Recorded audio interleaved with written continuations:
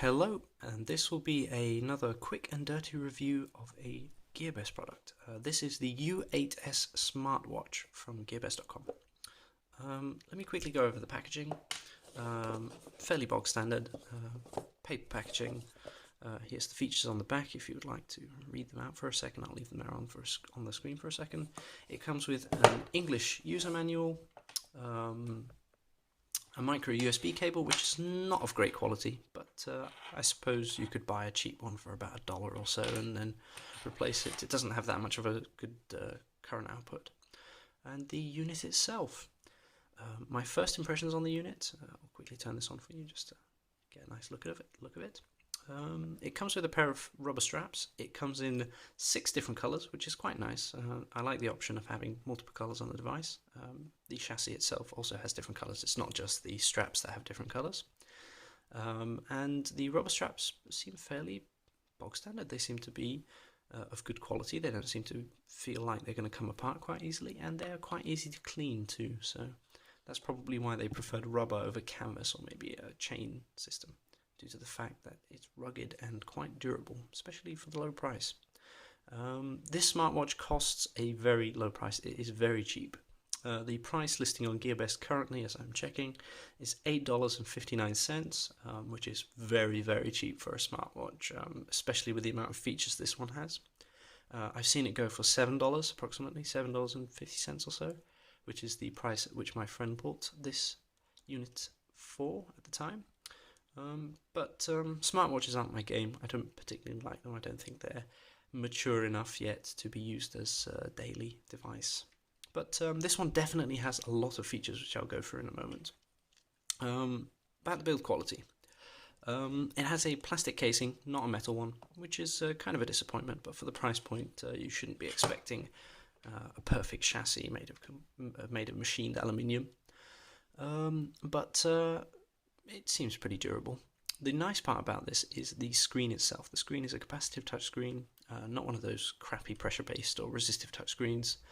So it will have good tracking. It'll understand when you actually press the unit, in comparison to other cheap devices from China that have bad touchscreens. And on the side, the button for turning on the screen, it's quite simple, quite box standard. Doesn't feel bad. It doesn't feel weak in any sort of way. I like it. And you have 3 on-screen buttons. This is the back button, the menu button, which will display all of the applications or the features of the phone, and the middle button, which also functions as a swipe. You can also swipe with your finger normally as you would with a device, but I've realized that the tracking is not that good while swiping. On the side, you have a speaker. Yes, this thing can actually be used as a portable speaker. It has quite a strong output. It's not that bad, and you can actually listen to music off it or do voice calls with it. It's not that bad. It's quite loud. You have, probably this is the input for the microphone, a little vent hole there for it to hear outside sounds. The microphone quality is not that good. I would definitely suggest using your phone's own microphone if you're going to have a voice chat with someone, because the audio quality is quite despicable on this little microphone, which is a shame, but still, I mean, it's an $8 smartwatch. You don't expect the best from it. And here's the micro USB port covered by a little flap, which doesn't seem like it will come off easily at all. I doubt it aids in any sort of waterproofing, because the device is definitely not waterproof. I wouldn't suggest going out with it on a very rainy day, and I would not suggest going out into a wet environment with it, because it definitely will not last. The screen is quite high resolution. I don't have the specs on me at the moment, but it doesn't seem too bad. As you can see, here's the app menu. I'll quickly go over all the apps. You can dial numbers with it, which is great. It has a speaker, as I said, and you can control your audio from your phone with it, so you can change the music which is being played. Let me turn that back on. It will remember which screen you're on, by the way, which is quite a nice function. It has a phone book functionality, so you can see all of your contacts. Bluetooth, which is basically just connecting to the telephone or mobile device. Messages, to view messages from your phone. It will view your SMSs. It calls. It will show you the incoming and outgoing calls, which is quite a good, simple box standard feature. Bluetooth music, which is the functionality which I said you can use the left-right pause buttons to change the music track on your phone. It doesn't have a 3.5mm input, so basically you have to plug your headphones into your phone. It won't be streaming audio in any sort of way, unless you're using the speaker, of course. And the phone itself will be cycling through the songs. It's not a music player. It doesn't have any sort of music playing functionality besides streaming Bluetooth audio to the loudspeaker on the side, which is quite loud. And Bluetooth camera, which is basically a remote camera shutter activator. You can see a pixelated preview. It's not that bad, actually. You can see a preview of what your phone camera is seeing, and when you press the button, it will take a photo of the whatever the phone's looking at the current time. So it's basically just a remote phone functionality. You can remotely control the camera on your phone. I'll go through the settings very quick. Bluetooth notice, application, clock, ringtones. Yes, I'll state this in a moment. You can receive phone calls. It will ring like your phone is ringing, and it will also beep when there is an SMS received in your phone. So it will notify you when something comes to your phone, when something happens on your phone. Let it be a WhatsApp message or a tweet or something that causes your phone's notification LED to light up. It will beep. Language, there's multiple languages, and the display, you can change the brightness and certain options of it. And volume, of course, you can change the loudness of the device. There's something called anti-lost, which helps you find your phone if it's connected to it in any sort of way. Power save, which is currently on, it basically just dims the screen down. Since the camera has a high exposure, I did not turn the brightness on to high, but it looks much better when it's off. And the tools functionality, which is a bunch of little applications that they've included on it. There's a calendar, an alarm clock, a calculator, and a stopwatch, which are quite useful actually. I would like to have a calculator on my wrist like the old Casio watches. Alright, I've gone too much into detail here.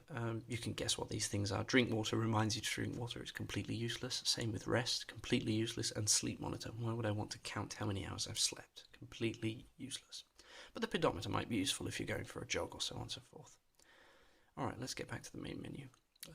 Besides that, it has a quite nice digital display. You cannot customize in any sort of way the display, the clock face, or the way that the fonts are managed in any sort of way. And this is because this is not running a version of Android. This is actually running a modified version of Symbian. So, interesting. It's probably much better at performing in terms of battery life because Symbian is much lower level. Android requires a virtual machine and causes extra power to be consumed, extra CPU to be consumed, just CPU effort to be consumed just to get the thing going. So it's definitely a very lightweight operating system, whatever they've done on it, and it's very minimalistic. I like it. It's not complicated. It's not in any sort of way a muck-up in the sense. And it also has a dialer, which is nice. You can call numbers from here. You can dial in a number and call just like a normal phone. And surprisingly, this little thing for the price, I mean, it's only $8. It's only $8. And for the price, you're getting an amazing amount of functionality. It's probably even more functional than the current generation of Apple Watches. It's amazing. Definitely it doesn't have the best build quality, and there are better models. There are better models than the U8S, but for the bog standard price, it's quite a simple device. I definitely would endorse it. You can read your SMSs. You can dial people. It vibrated then for a second for the notification, and it does pretty much everything that a little dinky mobile device could do. It even has an alarm functionality, so you can use it as an alarm to wake up for in the morning. The battery life is, sorry, I forgot to mention the battery life. The battery life is about 1 day, 1.5 days, maybe even 2 days if you're lucky. You can push it, depending on the screen brightness and how often you use it. It will last quite a long time. It definitely goes through a whole day with at least 25% charge left, definitely. The pedometer will drain the battery faster, so avoid using the pedometer for a long amount of time. And on last notes, it requires a special application to run. It won't work on iPhones, it won't work on Windows phones. You have to have the Android application that was designated for this device, which is in the Gearbest purchase links, which I will leave in the description. You just have to scan the QR code and download the application, which is listed on their sales listing on Gearbest. Besides that, I think I've gone through everything. I think if there's any other functionality that I missed, I'm very sorry. This was a quick and dirty review of the U8S smartwatch from Gearbest. Thank you very much for watching, and I hope you stay tuned for more quick and dirty reviews, even though this one was not very quick.